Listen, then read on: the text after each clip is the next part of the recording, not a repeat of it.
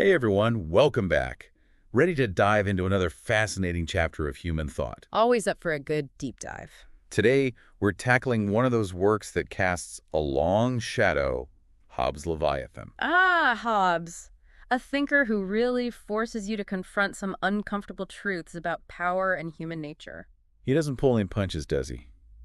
But that's why we're here to unpack those complex ideas and see what they have to offer us, even centuries later. And believe me, there's plenty to unpack. The Leviathan is dense, but trust me, it's worth the effort. So for those who haven't had the pleasure of reading Hobbes, or maybe just need a refresher, what's this Leviathan all about? Well, imagine this. It's 17th century England, and things aren't pretty. Civil war is raging, and Hobbes is witnessing firsthand the chaos and brutality that erupt when social order breaks down. Not exactly a recipe for a good time. Definitely not. And out of this experience, this yearning for stability, comes the Leviathan. Okay, let's break that down a bit. When we say Leviathan, we're not talking about some giant sea monster, right? Yeah. Not literally, no. Though the image is a powerful one. Hobbes uses the Leviathan as a metaphor for the ideal state, a powerful entity designed to keep its citizens in check and prevent society from descending into, well, anarchy. So it's like the ultimate authority figure, Big Brother on steroids. In a way, yes. But to really understand Hobbes' point, we need to dig into the metaphor a bit deeper. See, he wasn't just interested in the idea of a powerful state, he wanted to understand its mechanics. Mechanics, like how it actually works. Exactly. And that's where the metaphor of the artificial man comes in. Hobbes was influenced by the scientific revolution of his time, and he approached the state with the same analytical rigor that scientists were applying to the natural world. So instead of dissecting a frog, he's dissecting the state. Precisely. He compares the state to a giant artificial man with all its different parts working together. Just like a body has organs, muscles, and a brain, the Leviathan has laws, institutions, and a sovereign to govern its actions. And I'm guessing that sovereign, the ruler, is kind of a big deal in this whole setup. Absolutely. For Hobbes, sovereignty is the artificial soul of the Leviathan, the thing that gives it life and purpose. So what makes this sovereign so special? Why does Hobbes think we need this absolute power to keep everything from falling apart? Well, it all comes down to his view of human nature. And let's just say he wasn't exactly a starry-eyed optimist. Yeah, I've heard Hobbes wasn't big on warm and fuzzy feelings. Not when it came to politics, that's for sure. He believed that at our core, humans are driven by self-interest and, above all, a primal fear of death. Okay, so not exactly the kind of view that inspires singing Kumbaya around the campfire. Not quite. See, Hobbes lived through some pretty horrific times, and it shaped his whole outlook. He saw firsthand how quickly things can fall apart when there's no strong authority to keep people in check. So basically he's saying that without rules and someone to enforce them, we'd all just turn on each other like a pack of wolves. That was his fear, yes. He called it the state of nature, and it wasn't a pretty picture. So not exactly the kind of nature walk I'd be up for. Definitely not for the faint of heart. Hobbes believed that in this state of nature, there's no morality, no justice, just a constant struggle for survival where everyone is out for themselves. And that's where the Leviathan comes in, right? Yeah. To save us from ourselves. Precisely. The Leviathan, with its absolute power, is the only thing strong enough to impose order and prevent us from descending into chaos. We give up some of our freedom in exchange for security. So that's the social contract we hear so much about. We make a deal, I give up some rights, and in return, I get to not be murdered in my sleep. That's the gist of it, yeah. But for Hobbes, this isn't some casual agreement, it's a binding covenant. Meaning there's no backing out once you've signed on the dotted line?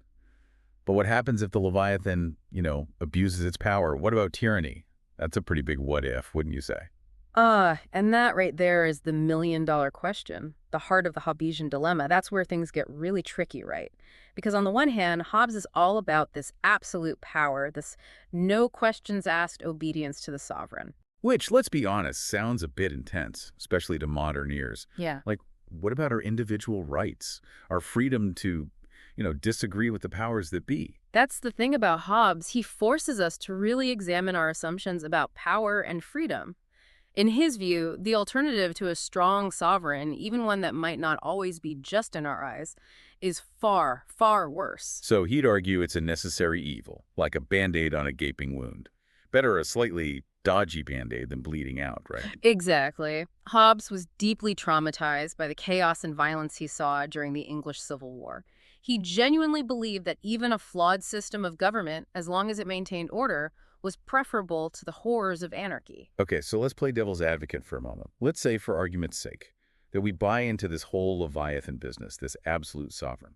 What exactly does this all-powerful ruler get to do? What are the limits of their power? Well, in Hobbes' view, the powers of the Leviathan are pretty darn expansive. Think of it this way. Anything and everything necessary to maintain peace and security falls under the sovereign's jurisdiction. So we're talking making laws, enforcing those laws, maybe even a little bit of do this or else thrown in for good measure. That's putting it mildly. We're talking about collecting taxes to fund the state, waging war to protect its citizens, even controlling things like education and religion to ensure everyone's on the same page, ideologically speaking. Wow, that's quite a bit of power concentrated in one entity. Mm. Makes you wonder where the individual fits into all of this. What about our rights? Did Hobbes just forget about those entirely? He didn't forget about them, but he certainly had a different way of thinking about rights than we might be used to. See, for Hobbes, the most fundamental right, the one that trumps all others, is the right to self-preservation. So basically, the right to stay alive and breathing. Exactly. He argued that all other rights, freedoms, and liberties are pretty much meaningless if you're dead. It's a trade-off. You surrender some autonomy to the sovereign in exchange for the security of knowing that, hey, at least you're alive. It's a pretty stark choice, though, isn't it? Like, here's your freedom, now hand it over nicely and don't ask for a receipt. It is a difficult pill to swallow, especially for us today. But remember, Hobbes was writing in a time when the very fabric of society was being torn apart. He saw this Leviathan, this all-powerful sovereign, as the only way to stitch things back together. It's interesting how those historical contexts shape not just the questions we ask, but the answers we're willing to accept, even the ones that seem kind of extreme in hindsight. Absolutely. And what's fascinating is how, even centuries later, we're still grappling with these same tensions between security and liberty, order and freedom. It's like this echo chamber of political thought with Hobbes's voice still bouncing around, even in our modern democratic societies. So maybe the real Leviathan wasn't a single all-powerful ruler, but this constant tug of war between these competing desires, our longing for security and our yearning for freedom.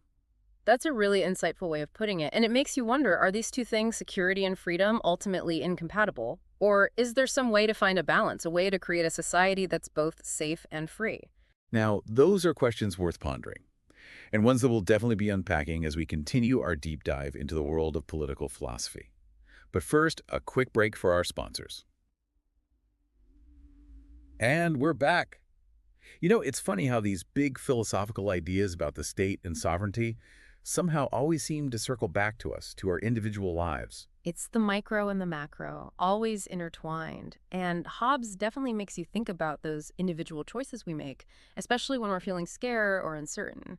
Because deep down, even though we might not like to admit it, don't we all crave a little bit of that security, that sense that someone's in charge, even if it means giving up a bit of our freedom? I think that's a question that's hardwired into us, honestly, and it's something that Hobbes understood deeply. He saw how quickly fear can erode those principles we hold dear, how easily we're willing to trade liberty for a sense of safety. And throughout history, there's no shortage of examples, right? Mm-hmm. Leaders who promise stability in times of chaos, even if it means tightening the reins a bit.